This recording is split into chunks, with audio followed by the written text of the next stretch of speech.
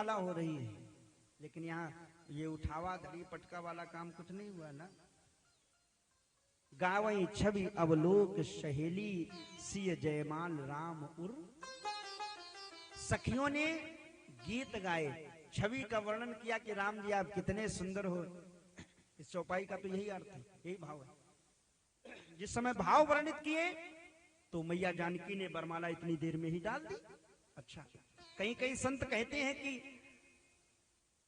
जानकी मैया राम जी से लंबाई में बहुत छोटी थी और राम जी थोड़े लंबे थे, तो एक तो लंबे थे, उसके साथ साथ अब चूंकि ससुराल का मामला है तो ससुराल में वैसे भी व्यक्ति चाहे जितना घर में चाहे जैसे रहते हो, लेकिन ससुराल में जाएंगे तो बिल्कुल ऐसे कॉलर सीधी करके जाएंगे, है ना, सीधे बिल्कुल। भाई ससुराल का मामला है तो राम जी भी बिल्कुल सीधे खड़े हो गए, तो वैसे लंबे और सीधे हो गए। भाई ससुराल में क्यों झुका जाए। सखियों ने कहा अच्छा राम जी आज सीधे हो, लेकिन चिंता न करो, आज माला पड़ जाए फिर तुम्हें कायदे सीधे कर देंगी जानकी। तो विनोद है, गावई छवि अवलोक सहेली। वास्तविकता तो ये हुई, लक्ष्मण जी से सखियों ने कहा कि लक्ष्मण जी तुम ही कुछ करो। लक्ष्मण जी दौड़ के गए, राम जी के चरणों में जो गिरे तो राम जी झुक के उठाने लगे। जैसे झुके तो मैया जानकी ने सिय जयमाल राम उर मिली। लेकिन मैं चर्चा कहाँ कर रहा था, मैं बात ये कर रहा था, आज ये जो सबसे बड़ा संस्कार हमारे आपके जीवन का है, जो विवाह संस्कार, और सबसे ज्यादा फुहड़ता आज इसी में हो रही है। आपके अगर बच्चों का कभी विवाह हो आगे चल करके, तो एक प्रयास करना, ये मेरा हाथ जोड़ के निवेदन है, आपसे कथा सुनने आए हो, परिवर्तन होना चाहिए। और ये हम हिंदुओं का परम कर्तव्य है कि ऐसी मंच पर फुहड़ता न करें, अश्लीलता न करें।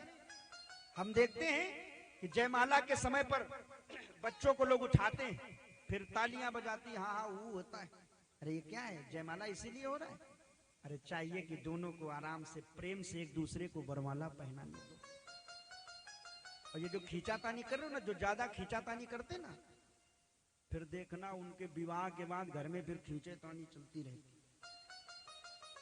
कभी पति पत्नी के बाल पकड़ के खींचता है और कभी पत्नी उनका पैंट पकड़ के खींचती है। यही होता ना।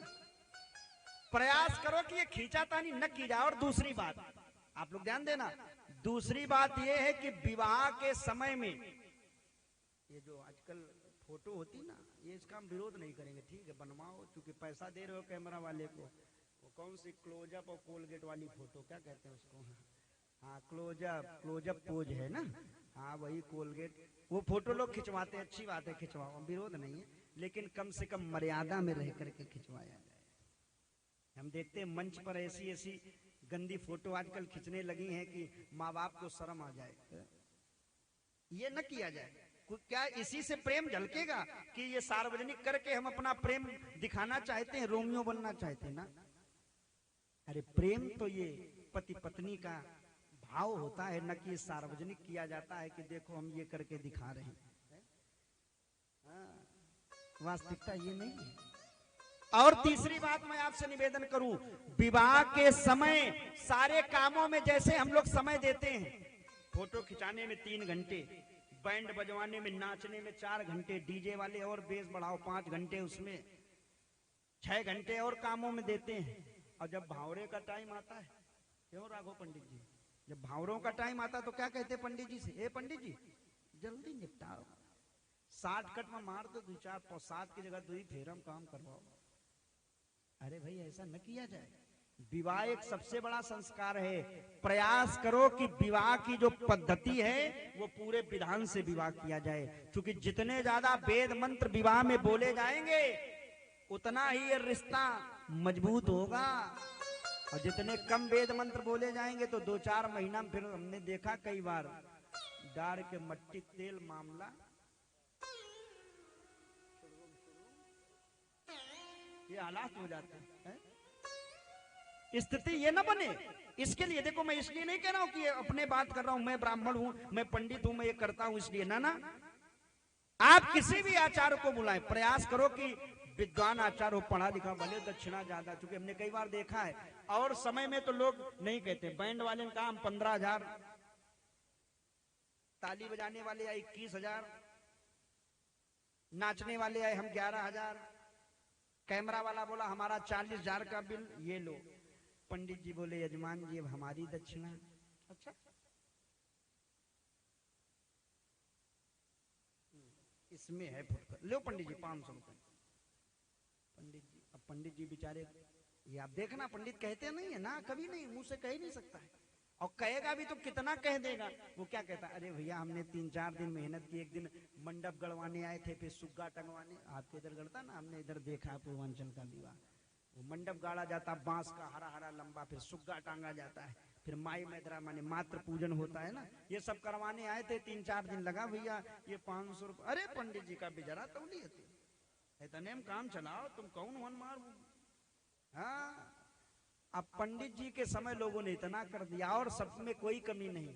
अरे ऐसा न किया जाए, आचार्य को भी मेहनताना मजदूरी समझ के ही दे दो। वैसे आचार्य की कोई दक्षिणा दे नहीं सकता, मंत्रों का कोई मोल नहीं कर सकता है, पहली बात। दूसरी बात, अगर संतोष है तो कम से कम संतोष का नाजायज फायदा न उठा जाए कि ब्राह्मण संतोषम परमम सुखम, है ना।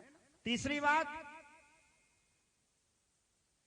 ससम्मान आचार्य की विदाई की जाए, किसी प्रकार का प्रलाप नहीं। और चौथी बात यह है कि अच्छे आचार्य को बुलवा करके ज्यादा से ज्यादा मंत्र पढ़वाओ, जिसके कारण आपका विवाह जो हो रहा है ना, जिसका भी हो रहा है, वो संबंध मजबूत हो। हाँ, अब अगर आप ऐसा नहीं कर रहे हो ना, अच्छा कुछ लोग कहते हैं महाराज रे हम तो लव मैरिज पर भरोसा करते, कोर्ट मैरिज पर का उनका संबंध टूट जाता है, और उनके लिए मैं निवेदन कर रहा हूँ, ये बात हमारी यूट्यूब चैनल पर चल रही है, लोग देख रहे हैं, ज्यादा से ज्यादा शेयर करें वीडियो को। ये प्रसंग मैं आपको आज इसलिए सुनाने जा रहा हूं कि जो लोग कहते हैं हम लव मैरिज पर, ये ब्राह्मण क्या करते हैं, बोले ऐसे 2-4 मंथ ऐसे अगड़म गमड़म तो हम भी कर लेते हैं, ये क्या कर रहे हैं। अरे हमसे पूछो, हमने तो कोर्ट मैरिज इधर, ये लव मैरिज पटा, काम खत्म। आज मैं आपको निवेदन कर रहा हूं, किसी लायर से जाकर के मिलना, आप लोग समाज के लोग प्रैक्टिकल करना, जो लोग लव मैरिज और कोर्ट मैरिज करते हैं उनके लिए मैं बात कर रहा हूं।